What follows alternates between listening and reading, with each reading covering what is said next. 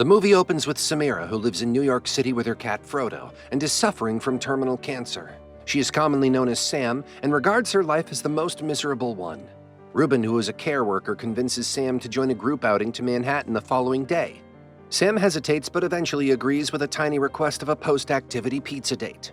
Sam returns to her flat to attend to Frodo's needs. She then proceeds to prepare herself for the challenges that lie ahead as her illness reaches an advanced stage. She is acutely aware of her limited time remaining, yet her desire to continue living remains steadfast. Nevertheless, she remains determined to prolong her life for as long as possible. The next day, Sam and the rest of the group are escorted to the theater. However, after witnessing the puppet show, Sam can't help but feel disappointed. Despite obstacles, she continues to forge connections, such as the heartwarming encounter with a young child and his father, Henry, whom he proudly introduces to his adorable kitten. However, the show fails to captivate Sam's interests, prompting her to depart from the venue. As she exits, she observes the bustling streets filled with restlessness. In a sudden twist of events, everything changes. The nurse delivers a devastating blow, informing her that their plans for pizza have been abruptly canceled. The news is devastating for her. She can't help but let out a piercing scream when she hears it. A voice filled with urgency and desire pierces the air, demanding the arrival of a delicious pizza. However, this proves unhelpful as she ultimately boards the bus with her feline companion. However, a surprising sight catches the attention of the patients from behind. As the beast unleashes its fury, a torrent of meteorites rains down from the heavens, unleashing a cataclysmic force that sends shockwaves. The impact is so powerful that it sends everyone sprawling to the ground while the streets are engulfed in dust. As a result, Sam finds himself in a state of unconsciousness. However, after a brief moment, he rises and departs, his keen eye detecting a hidden object concealed within the swirling dust cloud. Theo triggers a reaction, causing anyone who makes a noise to be instantly consumed. And thus, amidst the crowd, the sight of death finally overcomes them, rendering them unconscious. As Sam awakens, Henry quickly places a hand over her mouth, signaling her to remain silent. She remains quiet, understanding the situation. At this moment, she realizes that she has once again found herself back in the familiar embrace of the theater. And lo and behold, at that moment she realizes she has returned to the theater again. Amidst the remaining survivors, her nurse stands out, warmly embracing him. However, the story continues. To everyone's surprise, her cat is alive right after that. With his presence, she experiences a sense of tranquility. But high above, planes soar through the sky, cautioning all below to remain silent. The investigators are still unraveling the mystery of these creatures, aware that they are susceptible to sound. However, the mere sound captures the creature's attention, causing them to scurry through every house. The resulting commotion is so deafening that Frodo hastily flees from the scene, and naturally, Sam pursues him. However, just as the story unfolds, a tiny bell rings and catches the attention of one of the creatures. Sam leaps into action in a split second, determined to rescue the kitten. Unfortunately, his heroic act leaves his nurse behind, struggling to find a way to stop the creature. As the creature inches closer, a wave of panic washes over him. In response, the creature's senses sharpen, intensifying its search for him. However, they successfully averted the situation with the timely intervention of a noise emanating from the bustling street. Soon after, Sam stumbles upon a mysterious woman diligently recording and deciphering military messages. As he delves into one of the stories, a startling revelation dawns upon him. The creatures in the narrative are plotting to demolish the bridges, seemingly oblivious to the art of swimming. And here we have the most brilliant notion to end their progress and thwart their expansion. With lightning speed, he ascends to the rooftop, and in the blink of an eye, chaos ensues as the bridges crumble under the weight of the bombs. Adding to the chaos, a young boy suddenly bursts into the room, his face contorted with fear as he lets out piercing screams. Following this, Sam initiates a written exchange with his nurse, informing him of his intention to acquire his pizza. This elicits a hearty chuckle from Sam. However, he suddenly realizes the sincerity behind his words. An unfortunate power outage hinders his efforts as he attempts to convey a message. However, an unexpectedly loud emergency generator suddenly activates, resulting in a sudden loss of power. As the nurse desperately attempts to halt the relentless onslaught, a mere scratch against his garments proves to be his fatal undoing, unleashing a minuscule sound that seals his tragic fate. Sam is overcome with grief upon witnessing this. Determined, she embarks on a quest to find her beloved pizza, accompanied by her faithful feline companion. Along the journey, she stops to treat her cat to a can of tuna, a small gesture of gratitude for his unwavering support. She observes that by the water fountain, she can produce sounds as the water muffles the surrounding noise. And lo and behold, amidst the splendor of the fountains, a delightful surprise awaits her. Two mischievous children concealed from sight. She walks up to them and they head towards the water fountain. As she draws near, she extends a kind gesture, presenting them with nourishment. Meanwhile, a group of soldiers swiftly passes, alerting everyone that they will be dispatching boats to rescue those still present. As she beckons the children to join her, they eagerly follow along, only to discover that the group they are joining is much larger than they had anticipated. After ensuring their safety, she heads over to the pizzeria. It would have been genuinely delightful if the individuals had not chosen to walk in unison, as this collective action only amplified the sound of their footsteps. Once more, their peaceful existence is shattered by a sudden onslaught.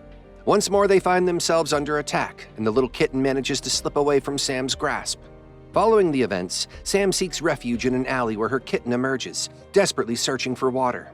After an arduous search, she stumbles upon Eric, a man who emerges from the depths of the water and proceeds to trail behind Frodo.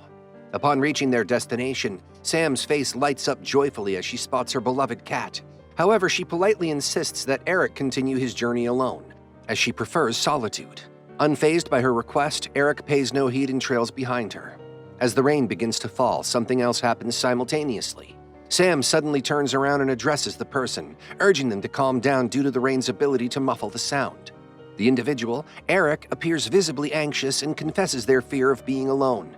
He will faithfully trail Sam no matter where he may wander. Sam feels a slight unease, but recognizing that the boy doesn't appear to be a threat, he brings him to his flat. Sam explains that he needs to go inside to retrieve his medications. As the locked door stands in his way, Sam cunningly reveals his plan to give it a swift kick. But with a clever twist, he waits for the perfect moment, the sound of thunder to strike. Following this, Sam and Eric engage in a rather lengthy conversation. As the story reaches its climax, their voices erupt in a chorus of screams, each one mirroring the thunderous booms that reverberate through the air. Their desperate cries serve as a release, a desperate attempt to purge themselves of the overwhelming fear and tension that is built up within them. However, the next day arrives, signaling the time to resume their journey. Sam's innocent mishap with a few books sets off a chaotic chain of events, unleashing a horde of relentless creatures that relentlessly pursue them through the bustling city streets. Luckily, they find refuge in a tunnel, escaping the danger. Here, the boys believe they are secure. However, just as they make their way through the tunnel, an unexpected presence emerges, forcing them to change course and find an alternate path quickly. When they arrive at the location, a sinking feeling washes over them as they discover that the sole escape route is now submerged in water. With quick thinking and resourcefulness, they fashion a makeshift float for Frodo and bravely plunge into its uncertain embrace. Unfortunately, one of the creatures was fast asleep directly above them. Eric suddenly experiences a panic attack, emitting a barely audible sound as he struggles to catch his breath. The animal instantly senses the disturbance and swiftly starts tailing them. Unfortunately, due to the exit being filled with water, it tragically drowns. The boys and their cat make a daring escape, emerging from the floor of a church. As time passes, Sam's health deteriorates significantly. Eric requests the individual to provide him with the names of their medications so that he may embark on a search for them. As he glides silently through the journey, everything proceeds without a hitch. As Frodo devises a brilliant plan to part ways and ascend to a ledge, Eric has no choice but to follow suit and climb up to reach him. Suddenly, a noise breaks the silence, and the creature becomes aware of its surroundings. A veritable nest of these creatures. With masterful displays of silence, they skillfully evade any potential obstacles, ultimately reaching their destination alongside Frodo. Returning to the church, Eric administers Sam's medications, leading to her recovery. And so their journey continued as they embarked on a new quest to find her beloved pig. Unfortunately, Sam's destination had already been reduced to ruins. Feeling disappointed, she realizes that her last wish may not be fulfilled. Eric abandons her in a bar and ventures onto the street, filled with a sense of accomplishment as he stumbles upon yet another pizza stand. With a knowing smile, he acquires a familiar box and presents it to Sam, delighting in the element of surprise. As the pizza sat there, its warmth fading away, even the cat couldn't resist taking a slice. However, a look of disappointment crossed his face as he tasted it. Following this, Eric inquires about Sam's father's occupation. She recounts to him the fact that he played the piano. As a way to uplift her spirits, since he cannot express his emotions through the piano, he invites her for an imaginative performance where they pretend to have an enthralled audience. He manages to restore Sam's joy, which she greatly appreciates. The following day, the boys catch sight of the ship the military has announced would depart from the island. Sam, fully aware that this was her only means of escape, selflessly hands over her coat over to Eric. They eventually make their way to the dock. Regrettably, the entire shoreline was teeming with these creatures. Sam, filled with bravery, decides to shape the outcome of this pivotal moment. She hands over her kitten to Eric to ensure their survival. In return, she agrees to stay behind and serve as a distraction for these creatures. At that moment, Sam bursts out, causing quite a commotion, and successfully scares off all the creatures near the dock. This clears the path for Eric to proceed alongside Frodo.